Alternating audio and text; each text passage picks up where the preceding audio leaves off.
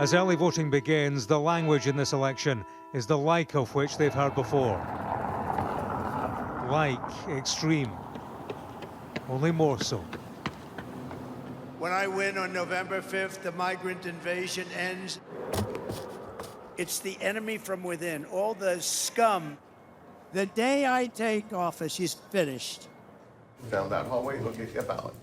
On rhetoric, Donald Trump reads right-wing, increasingly. We have some sick people, radical left lunatics, and I think they're and it should be very easily handled by, if necessary, by National Guard, or if really necessary, by the military. Adam Shifty Schiff, who's a total sleazebag, is going to become a senator, but I call him the enemy from within. And now Donald Trump has been labelled fascist to the core. Mr. Woodward. Bob Woodward is the journalist who, with Carl Bernstein, Hi, how are you? exposed the Watergate scandal in the 70s. In his new book, the fascist quote comes from General Mark Milley, former chair of the Joint Chiefs of Staff. Milley, who just says he's an absolute fascist and a danger to the country. And Milley was the #1 military man in the country. As a young lieutenant in the 82nd Airborne Division.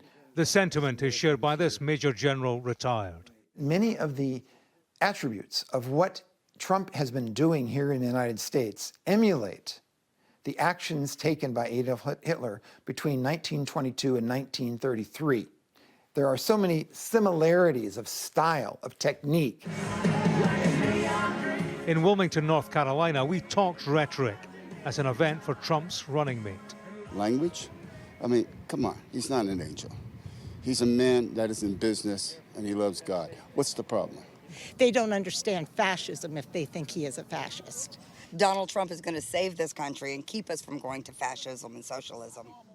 We caught up with Republican Congressman Dan Bishop. Is it a danger? Is it a danger that we might have? No, I don't. I think an authoritarian president who has fascist tendencies back in the White House. If you elected a Democrat who's interested in cutting out free speech and clamping down on social media where Americans express themselves, I think you could go in the direction of authoritarianism. Donald Trump has tried to clamp down on media. That's absurd. That's absurd. Fits. He's offered criticism of media because you do this kind of stuff all the time. Well, he's urged investigations of different media organizations. The congressman's got another interview. It is the language of this election, and it will be for voters to assess its meaning and whether it should be taken seriously. If not, why not? James Matthews, Sky News, in Wilmington, North Carolina.